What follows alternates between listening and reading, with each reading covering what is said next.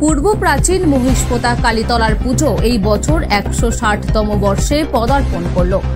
কথিত আছে, মায়ের কাছে যারাই মানত করেছেন সকলের মনস্কামনায় মা পূর্ণ করেছেন। তাই দূর দূরান্ত থেকে ভক্তরা মায়ের কাছেই ছুটে আসেন। এই বছর কৌশিকী অমাবস্যায় মায়ের মাটির বিগ্রহকে কোষ্ঠী পাথরের মূর্তিতে রূপান্তরিত করা হলো, যার ফলে ভক্তরা মায়ের কাছে সারা বছর নিজেদের মনস্কামনা জানাতে পারবেন। মনস্কামনা পূর্ণ হলে ভক্তরা যাতে মাকে সবসময় আরাধনা করতে পারে, সেই কারণেই কোষ্ঠী পাথরের মূর্তিতে মায়ের প্রাণ প্রতিষ্ঠা করা হলো। এছাড়াও এই দিন রাইটিং ফাউন্ডেশনের তরফ থেকে নারী শক্তি ও শিব শক্তির সমন্বয়ে কল্যাণেশ্বরী মায়ের নামে মন্দিরের নামকরণ করা হলো। এই দিনের শুভক্ষণে উপস্থিত ছিলেন বিশিষ্ট সমাজসেবী ও সঙ্গীত শিল্পী পণ্ডিত সুভাষ সিংহ রায়, তার ছাত্র আশুতোষ মজুমদার, ডক্টর সুরত চক্রবর্তী, প্রদীপ কুমার সিনহা, সায়ন সিংহ রায় ও শিল্পী শর্মিষ্ঠা রায়চৌধুরী।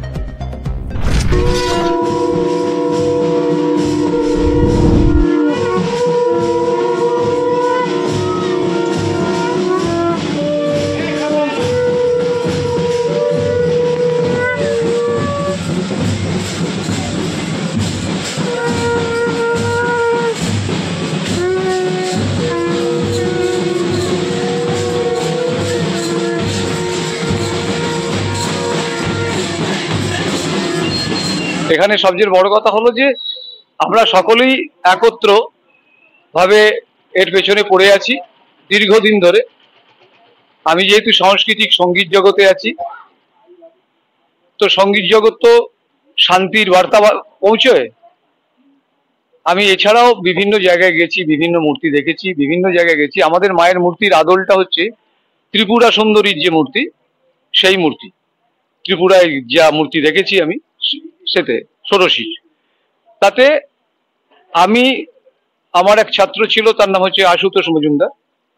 তো আশুতোষকে বললাম, কি করা যায় আশুতোষ, চলো আমরা দুজনে একটা কিছু করি। তখন বলে, গুরুজি আপনি বলুন কি করব।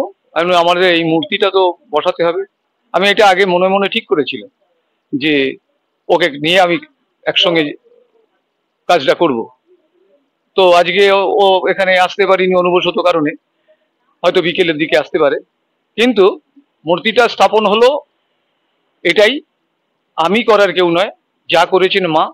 তবে নামটা আমি নামকরণ করেছি, সেটা হচ্ছে আমার ঠিক পিছনে যে পরিক্রমা করে এলাম, সেই নামটা দিয়েছিলাম আমি মা ভবতারিণীর মন্দির। আর আজকে এই মায়ের নামটা আমি অনেক দিন ধরে চিন্তা করেছিলাম, কিন্তু খুঁজে পাচ্ছিলাম না। যার জন্য, যেহেতু আমাদের মা কল্যাণময়ী, সেই জন্যে কল্যাণশ্রী এই নামটা দিলাম আমি, যে সকলের কল্যাণ করুন উনি, এটাই। আর মূর্তি স্থাপন করার আমি কেউ নয়, মাটাই মা করে নিয়েছে।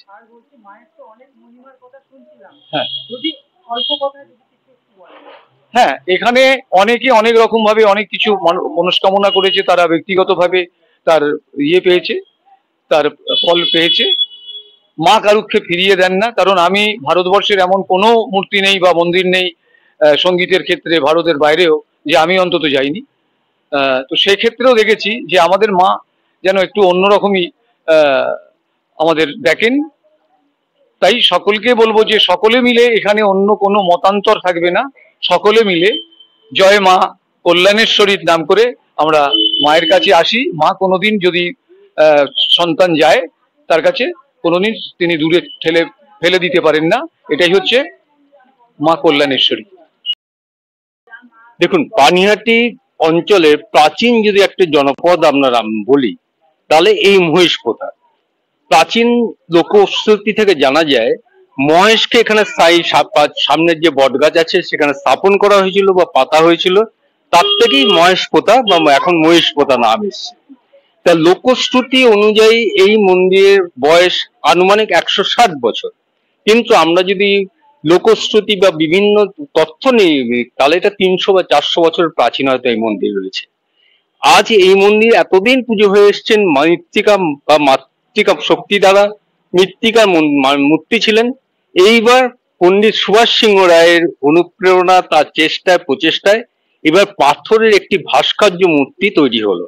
এবং এই মূর্তি আজকে কালী পুজোর দিন আমরা মহাসময়ে যত যাবতীয় বেদমন্ত্র বা পূজা ক্রিয়ার মাধ্যমে এই মন্দির প্রতিষ্ঠা করব। তাই মহেশপোতার সমস্ত এলাকাবাসীকে অনুরোধ করব, এই প্রাচীন মন্দির রক্ষা তাদেরই সম্পদ, তারা যেন সুষ্ঠুভাবে এই মন্দিরের দায়িত্বভার নিয়ে চলে। দেখুন, 160 বছরের একটা মন্দির, এটা বহু প্রাচীন। মানে আমি অনেক ছোট থেকেই মন্দিরের সঙ্গে আছি। তো এবারে মায়ের মূর্তি উন্মোচন হয়েছেন, যার অনুপ্রেরণায় বা যার সহযোগিতায় বলতে পারেন পণ্ডিত শ্রী সুভাষ সিংহ রায় মহাশয় একটু আগেই বললেন, আমার আগে বক্তব্য রাখলেন। তো বিগত দিনে মায়ের পুজো হয়েছে, আগামী দিনেও মায়ের পুজো হবে। আমরা চেষ্টা করি সবসময় মন্দিরটাকে একটু সাজিয়ে গুছিয়ে যেভাবে যত্ন করে রাখা যায়। এবং সর্বোপরি আমাদের মন্দিরে নিত্য পুজো তো হচ্ছেই প্রতিদিন, এবার পুজো আরো দায়িত্বটা আরো বেড়ে গেল। জগন্নাথ বলরাম সুভদ্রা মা আমাদের সঙ্গে মানে 1 বছর ধরে আছেন। আগামী দিনে চেষ্টা করবো মন্দিরটাকে যাতে আরো সুন্দর করে সুসজ্জিত করে আরো যেভাবে ভালো কিছু করা যায় পুজো অর্চনার মাধ্যমে, মানে সমাজে যেভাবে কল্যাণ করা যায় সেভাবে চেষ্টা করবো। চেষ্টার বেশি আমরা কেউ কিছু করতে পারি না। ধন্যবাদ। আমাদের এই পুজো 160তম বর্ষ। এই পুজো আমাদের মহিষপোতা কালীতলা সুপ্রাচীন এই মন্দিরে।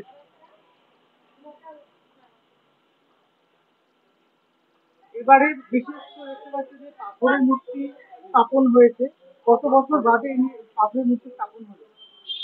এই প্রথম আমাদের এই মন্দিরে পাথরের মূর্তি স্থাপিত হলো। আমাদের এইখানে আমাদেরই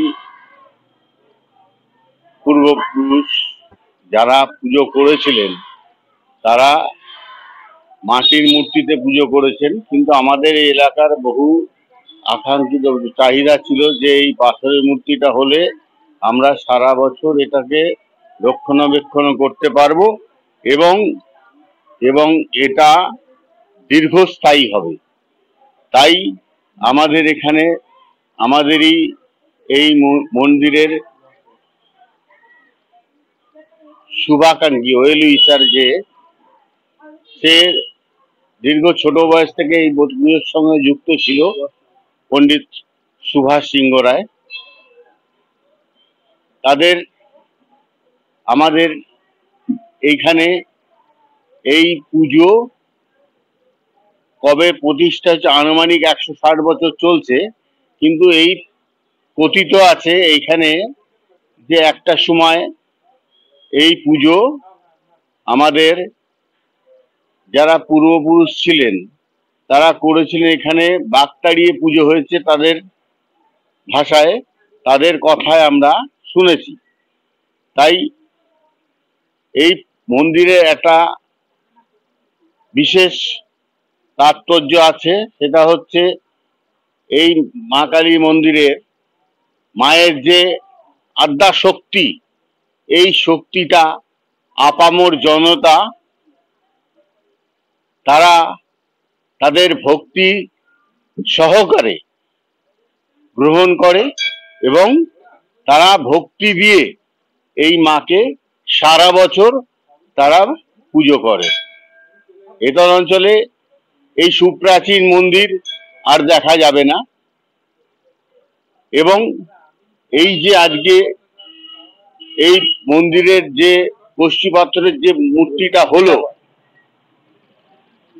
শিলা পাথরে, এই মূর্তি এতল অঞ্চলে আমাদের সব থেকে মন্দিরের যারা সহযোগিতা করেছেন তাদের মধ্যে অন্যতম পণ্ডিত সুভাষ সিংহ রায়।